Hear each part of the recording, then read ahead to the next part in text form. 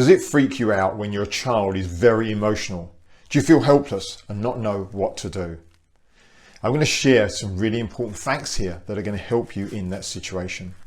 My name is Scott Cranfield. I'm the author of the Wise Bear Stories, a collection of stories designed to help children dissolve their anxieties, build confidence and develop a balanced mindset.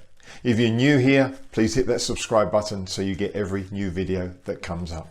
There are lots of thoughts out there on the internet about young children and how their mind maybe has not developed, how their brain has maybe not developed. The fact that their frontal lobes have not fully connected and therefore they're going to be irrational, they're going to be illogical, they're going to be emotional. But is that true? Let me ask you this question. At what age do you start speaking to your child as if they understand you?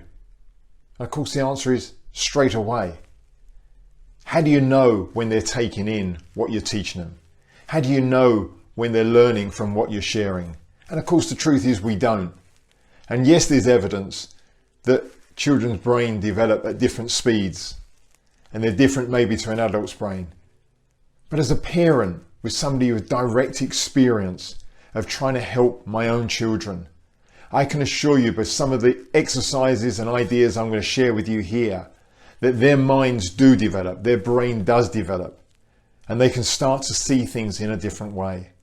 So I urge you not to get too caught up in what general thinking is and use some of the ideas I'm going to share with you here so that you can actually start to share your wisdom, your experience, and some of what you hopefully learn here to help make a difference in your child's life. So let's consider what is an emotion, what creates a child or anybody to become emotional.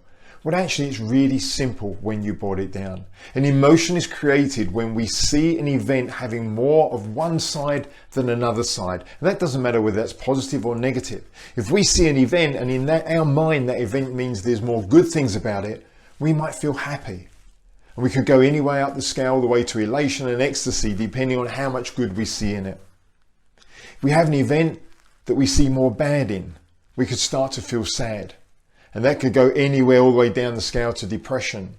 So the reality is an emotion is created when in our own mind or in your child's mind, when they see more of one side than the other side. And when they see that, an emotion is created. In a child's life, that could be with a toy. If their sibling takes away the toy they're playing with, then immediately they may see that as more bad. They could get very emotional and upset about that. But if actually, within seconds, you gave them a toy that they preferred that was bigger, greater, they could change their emotion in a heartbeat because they've switched their mind from seeing more bad in what just happened to suddenly there's more good in what's going on here now. And that's how fast that their emotions can change. So as a parent, this is what you can do to help them. And start this at any age, even if you start to share it through stories of your own life, of where actually you saw the balance in something. But remember, your child is emotional because they're seeing more of one side than the other. And most of you will probably be concerned when the emotion is of an upset, frustrated emotion. So share stories with them. Start to use your own mind to see where is the benefits to them, where is the positives to them in this event, about this event. And the great thing about the human mind is it will always find what you ask it to look for. So if you know the right questions to ask, or if, depending on the age of your child, they may be too young to say to them, but what are the benefits to you here? They may be too young, but you can see the benefits and you can start to share them with them. Now, obviously, when you do that, you might share the benefits as you see them. But I would just encourage you as your children grow up, make sure you draw the benefits out of them as they see them, because then they will feel understood from you. And that's largely different to understanding you. So, but again, if they're very, very young, absolutely share with them your wisdom of how you can see the benefit to them in the situation they're frustrated by. And as you do that, that information is going into their mind. It may not change them in the heartbeat, but you're beginning to educate them just in the way, as I said, what age do you start talking to your children as if they understand you? You do it from the moment they're born. So share with them your wisdom of the benefits of the other side to the challenge they're facing. And even if they don't seem to be comprehending that immediately, just know that's going into their mind. and that you're influencing them to start to see things differently in the future. And that's exactly why I wrote the Wise Bear stories, because they were for my children.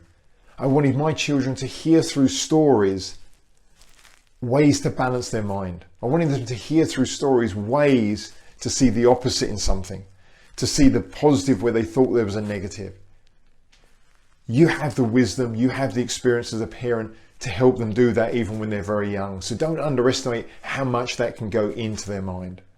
And as I say, as they get a little bit older, ask them what they see as the benefits in that thing that's created the emotion.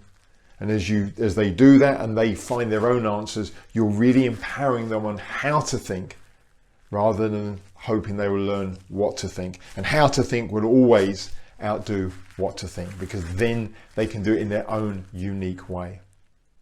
I hope you found this useful. If you'd like to get more information about the Wise Bear stories and get some free information, some free support, just simply go to thewisebearstories.com, sign up there for the free membership, and you'll start to get some free information and some bonus discounts as well. Once again, my name is Scott Cranford. I'm the author of the Wise Bear Stories. Thank you for listening to this video. Remember to subscribe so you can get more, and please share if you think it would help others as well. I look forward to seeing you on the next video.